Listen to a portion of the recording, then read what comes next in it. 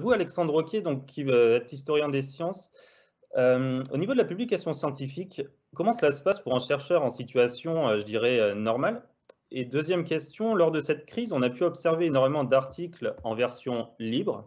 Qu'est-ce que cela signifie? Bonjour. Bon, alors, effectivement, la première chose à dire pour un historien des sciences, c'est que les sciences, elles sont multiples, hein, avec des traditions très variables d'un domaine à l'autre, et que les communautés scientifiques, elles s'organisent en sociétés savantes autour d'un domaine, d'une certaine façon de faire de la science. Donc, je simplifie, mais une revue, c'est en quelque sorte l'organe officiel de cette communauté. Et après avoir fait votre étude, que Eric vient de décrire, ben, vous allez choisir une revue ou soumettre votre manuscrit.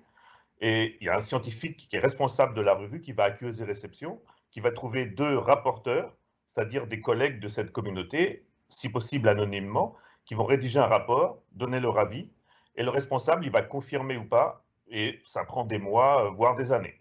Et, la deuxième chose, pour répondre à votre question, c'est que les revues, c'est aussi un business, c'est-à-dire qu'elles sont éditées par des gros éditeurs qui sont critiqués pour leur marge énorme, puisqu'en gros, ils publient un contenu qui leur coûte quasiment rien et qu'ils le revendent très cher aux bibliothèques. Donc une des conséquences, c'est que quasiment personne n'a accès à la littérature scientifique, et même les scientifiques eux-mêmes parfois. Donc beaucoup de scientifiques s'en accommodent, puisque ce qui compte pour eux, c'est d'être publié, pas vraiment d'être lu. Mais la contestation de plus en plus grande depuis 20 ans, et un mouvement qui se réclame de l'accès ouvert, et réclame l'accès aux publications pour tous.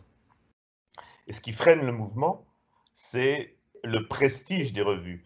Les travaux sont jugés plus sur la revue dans laquelle ils paraissent que sur leur contenu eux-mêmes. Donc les revues les plus prestigieuses sont logiquement les plus conservatrices. Et pour répondre à la dernière partie de votre question, ben, le mouvement de l'accès ouvert, il revendique particulièrement en temps de crise que tout le monde devrait savoir ce qui se passe dans la science. Donc en particulier avec la crise du Covid, ben, il y a de plus en plus de contestations vis-à-vis de l'accès aux publications. 2020 a été une grande surprise. Je savais que la littérature médicale, et pas seulement médicale, c'est quand les sciences, entre guillemets, dures, c'est un peu le cas. Les articles étaient malhonnêtement honnêtes. Je m'explique, c'est-à-dire que vous proposiez un article, on vous le refusait, puis vous retrouvez votre article publié 6 mois après par l'équipe du reviewer. Ça se faisait en physique, je le savais, un ami me l'a dit.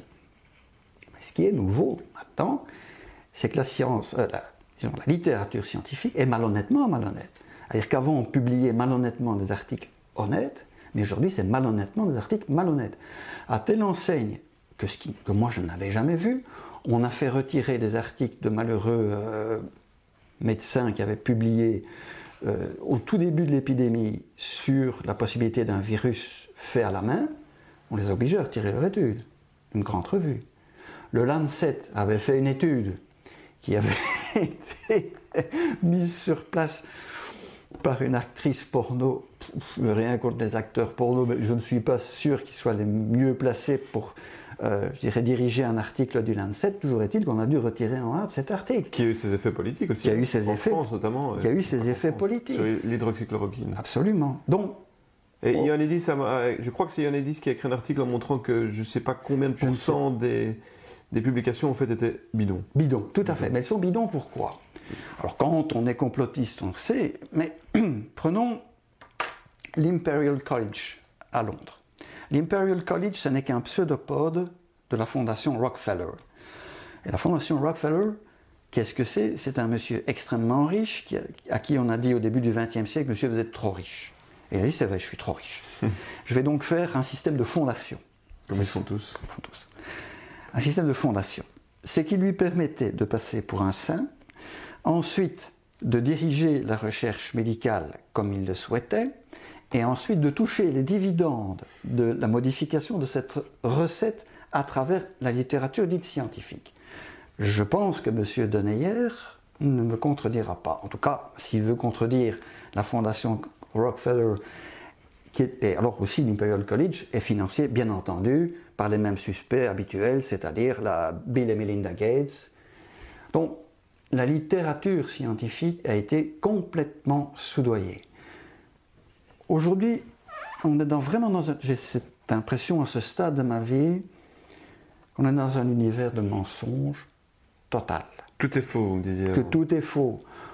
Prenons quelques exemples. Le cours de l'argent est faux, celui de l'or est faux. Ils sont manipulés parce que ça montrerait de manière trop crue que la fausse monnaie ne peut... Et de la fausse monnaie, tout le monde sait en faisant ses courses que l'index des prix à la consommation est faux.